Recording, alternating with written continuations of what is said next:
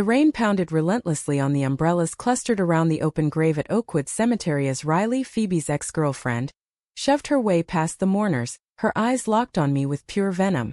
"You think you can just waltz in and play house? You're nothing but the third party who tore my world apart," she yelled, her voice echoing over the priest's final words. I stood frozen in my soaked black coat, the chill seeping straight into my bones, while little Emma, our 4-year-old, tightened her grip on my leg and buried her face against my thigh. "This is my mom," she murmured, her small voice somehow louder than Riley's scream in the sudden hush that fell over the crowd. Phoebe's hand crushed mine, her knuckles white, her face as pale as the marble headstones around us. The funeral for her father had already been heavy enough. A sudden heart attack that stole him 2 days ago, but Riley's arrival turned the entire afternoon into something I would replay in nightmares for years. Phoebe and I had driven up from our quiet suburb outside Chicago that morning, trying to keep everything dignified and low-key. We had been married for 14 months, and Emma had been calling me mom for nearly 2 of those years. Phoebe carried her using a donor back when she was still with Riley. For the first 12 months of Emma's life, Riley had played the other parent, but their relationship had crumbled under Riley's controlling jealousy and constant accusations. Phoebe walked away clean, met me at a marketing conference in Atlanta, and the rest felt like fate. We built a home, adopted Emma together, and kept our heads down because my job in public relations for a family values brand demanded discretion. Now Riley stood 10 feet away, rain streaking her mascara, pointing at me like I was the villain in some soap opera. Phoebe's brother Mark glared from the other side of the casket. Their mother clutched her rosary so tightly I thought the beads might snap. Phones were already out, discreet at first, then obvious. Someone whispered, "Is that the ex?" And the ripple spread faster than the rain. "Leave Riley," Phoebe said, voice steady but low. "This is my father's funeral. Have some respect." Riley laughed, a bitter sound that cut through the patter of rain on umbrellas. "Respect? You left me with nothing but court papers and a child you never let me see properly. And now this woman, this homewrecker, gets to play mommy while I get erased." She stepped closer, ignoring the ushers trying to guide her away. "Emma knows who her real family is. Don't you, baby?" Emma didn't move. She only hugged my leg tighter and whispered again, "Mommy Karter." My heart cracked open right there in the mud. I wanted to scoop her up and run, but every eye in the cemetery was on us. Phoebe's family had never fully accepted our marriage. Her father had tolerated it in silence, but her mother still called it Phoebe's phase. Now the phase had a name, me, and a viral moment forming in real time. The priest cleared his throat and rushed through the final prayer. People began to disperse, but the damage was done. Riley shouted one last time as security finally escorted her toward the parking lot. "This isn't over, Karter. You stole my life, and I'll make sure everyone knows it." Phoebe pulled me and Emma toward our car without a word. Her hand trembled in mine. In the back seat, Emma fell asleep almost instantly, exhausted by the emotion she couldn't name. Phoebe stared out the window, jaw tight. I never thought she'd show up here. Not today. I kept my eyes on the road, windshield wipers slapping rhythmically. She has rights to visit, but not to this. Not to drag Emma into it. My voice sounded calmer than I felt. Inside, panic clawed at my chest. My boss had warned me last quarter. Any public controversy could jeopardize the multi-million-dollar account I managed. One leaked video and my career, our stability, could evaporate. We drove in silence most of the way home. When we pulled into the driveway of our modest 2-story house, Phoebe finally spoke. "I'm sorry, Karter. I should have warned you she was spiraling again. She sent me messages last month. I blocked her. I killed the engine and turned to her. You didn't think I needed to know?" Her green eyes met mine, exhausted but fierce. "I was protecting us. Protecting Emma. That's all I've ever tried to do." That night, after we tucked Emma in and she asked for one more story about the 2 mommies who beat the dragon, Phoebe and I sat at the kitchen table with 2 glasses of wine we barely touched. My phone buzzed nonstop. Colleagues, friends, even a reporter from the local paper. The video was already online. Hashtags were forming.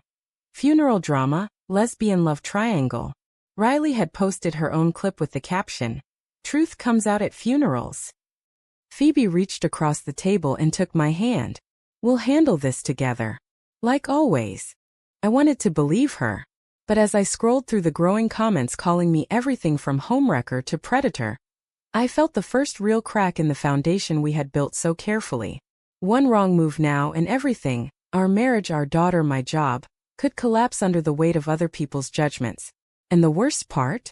I wasn't sure which one I would choose to save if it came down to it. By morning the video had 500,000 views. I woke to my phone vibrating off the nightstand. My boss, Mr. Harlan, had already left 3 voicemails. "Karter, we need to talk." Immediately. Phoebe was in the kitchen making pancakes for Emma, trying to act normal, but her shoulders were rigid. Emma chattered about preschool and how she wanted to draw Mommy Karter at the rain party, oblivious to the storm outside our door. I stepped into the garage to call Harlan back. The conversation lasted 90 seconds. The client saw the footage. "They're concerned about brand alignment. Take the rest of the week. We'll reassess Monday." Click. No questions, no support. Just damage control. I leaned against the cold metal door and tried not to throw up. This account was my biggest achievement. 3 years of late nights and perfect campaigns. Losing it meant losing the salary that paid for Emma's therapy after her speech delay, and the mortgage on the house Phoebe and I had picked out together. When I walked back inside, Phoebe took one look at my face and knew. She sent Emma to watch cartoons and pulled me into the laundry room. What did he say? Paid leave. Translation. Fix this or you're out. I rubbed my temples. Riley's going viral. Comments are calling you unstable, me a predator, Emma a pawn. Your mother texted me at 6 a.m. asking if it's true I stole you. Phoebe's laugh was hollow. Mom still thinks Riley was the safe choice. Straight passing, Catholic family, all that. She pressed her forehead to mine. We'll issue a statement. Keep it private. No interviews. But privacy was already gone. By noon a local news van parked across the street. Neighbors stared. Emma's preschool called to politely suggest we keep her home until things settled. Phoebe's brother Mark showed up unannounced, demanding answers on the porch. Dad's barely in the ground and you're airing dirty laundry? Think about Mom. Think about Emma's future. I stood behind Phoebe silent while she defended us. Mark left shaking his head. That evening Riley filed a petition for visitation rights, citing emotional distress caused by alienation. The court papers arrived by courier with a note. See you in family court. Phoebe read them at the kitchen island, hands shaking. She wants every other weekend and holidays. And she's asking for sole legal custody if I don't comply. I poured us both coffee we wouldn't drink. We fight it. Quietly. No media. But the media had other plans. By dinner a national tabloid site ran the headline Lesbian love triangle explodes at funeral. Ex demands custody. Comments poured in. Some supportive, most vicious. My LinkedIn filled with connection requests from journalists. Phoebe's principal at the elementary school where she taught 2nd grade left a voicemail asking her to come in for a conversation about public perception. That night Emma crawled into our bed after a nightmare. She wedged herself between us and whispered. Mommy, Riley yelled. Don't let her take me. Phoebe and I locked eyes over her small head. The decision hung between us unspoken. Protect our family by staying silent and hoping it blew over, or fight publicly and risk everything we had built. I chose silence. For now. The next 2 weeks blurred into a nightmare of hushed phone calls and closed doors. Phoebe's family held an emergency meeting at her mother's house. I wasn't invited, but Phoebe came home with red eyes and a new ultimatum from her mother. Choose the child or choose this lifestyle. Phoebe didn't speak for an hour after that. I held her while she cried, feeling useless. My own parents, progressive but distant in California, sent a single text. Stay strong. Call if you need money. At work, Harlan extended my leave indefinitely. The client pulled the campaign citing reputational risk. My team sent sympathetic emails that felt like condolences. I spent days pacing the house, drafting statements we never released, watching the comment count climb into the hundreds of thousands. Riley gave interviews claiming Phoebe had brainwashed Emma, and that I was the reason their family fell apart. She posted old photos of her holding baby Emma with captions like, the mother they erased. Phoebe and I argued for the first time in months. "We have to respond," she said one night after Emma was asleep. "Silence makes us look guilty. And responding makes us a spectacle," I shot back. "My career is already hanging by a thread. If we go public, the school will fire you too. What happens to Emma then?" She slammed the dishwasher shut. "So we let Riley rewrite our story? Let your boss decide our worth? That's not protection, Karter. That's surrender." The next morning we received the official lawsuit papers. Riley wasn't just asking for visitation. She wanted full custody, claiming Phoebe's unstable relationship, and my interference made her an unfit mother. The petition included screenshots of our private texts Riley had somehow obtained and a sworn statement from Phoebe's own brother saying he witnessed tension at the funeral. Phoebe read the documents at the kitchen table and laughed bitterly. "Mark sold us out for family peace." I sat across from her, the weight of every choice pressing on my chest.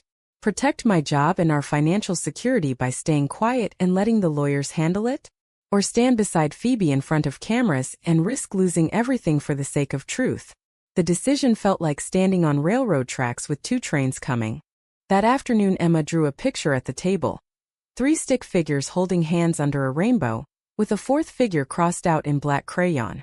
"Mommy Riley is mad," she explained matter-of-factly. "But you and Mommy Phoebe are my forever moms." Phoebe's eyes filled with tears.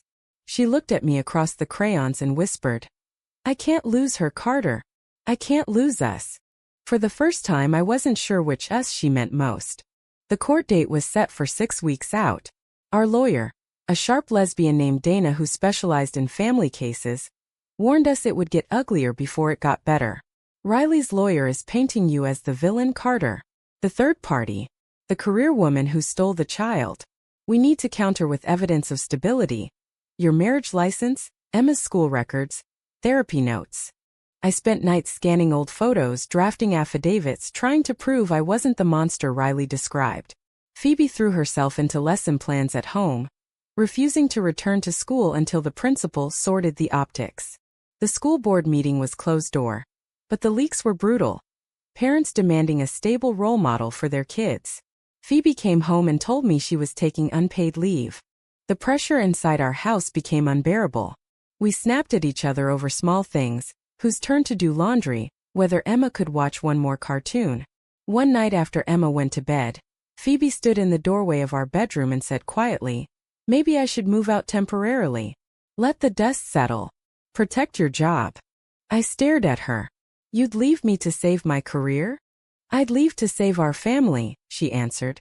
"If Riley wins custody because of the scandal, none of this matters." I pulled her into my arms right there in the hallway. "We don't split up. Not for them. Not ever." But even as I said it, doubt gnawed at me. My savings were draining. The mortgage payment loomed. If I lost the house, we lost the roof over Emma's head. The next morning Riley's lawyer requested an emergency hearing for temporary custody. The judge, conservative, older, agreed to hear arguments in 10 days. Dana called it a bad sign. "He's old school. We need to show you're the stable parent, not the dramatic one." Phoebe and I stayed up until 3 a.m. rehearsing answers. What would we say when asked about the funeral? About Riley's accusations? About our sex life, our finances, our arguments? Every detail felt like a landmine. Emma sensed the tension. She started waking up crying, asking if Mommy Riley was coming to take her away. Phoebe rocked her for hours while I sat on the floor beside them, feeling helpless. In the quiet moments I wondered if staying silent had been the right choice. Maybe speaking out earlier would have changed the narrative. Maybe courage wasn't loud speeches. It was refusing to let fear win. But fear was winning. My former colleagues stopped replying to texts.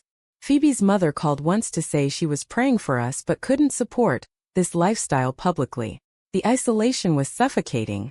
The emergency hearing was scheduled for a Thursday. The night before, Phoebe's car hydroplaned on the wet highway after she picked Emma up from a playdate. I got the call from the hospital at 7:42 p.m. Phoebe had swerved to avoid a deer, hit the guardrail. Emma was in the back seat, buckled but screaming.